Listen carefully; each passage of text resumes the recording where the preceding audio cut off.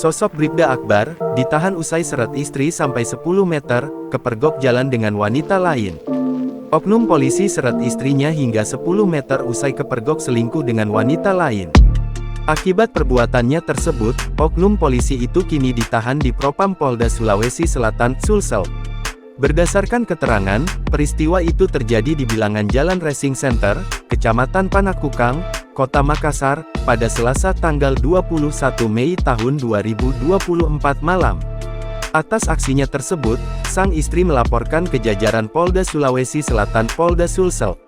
Istri tersebut diseret setelah memergoki sang suami bermesraan dengan wanita lain.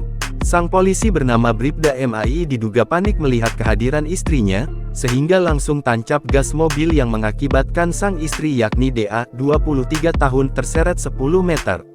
Nasib Bribda MAI kini telah diamankan oleh jajaran Bid Propam Polda Sulsel usai diduga melakukan penganiayaan terhadap istrinya.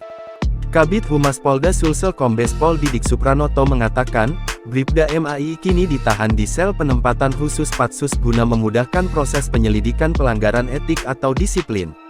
Masih dalam proses pemeriksaan dan yang bersangkutan, Bribda MAI, ditempatkan di tempat khusus Patsus untuk memudahkan pemeriksaan, ungkap Didik saat dikonfirmasi awak media, Senin, tanggal 27 Mei tahun 2024 dikutip dari Kompas.com.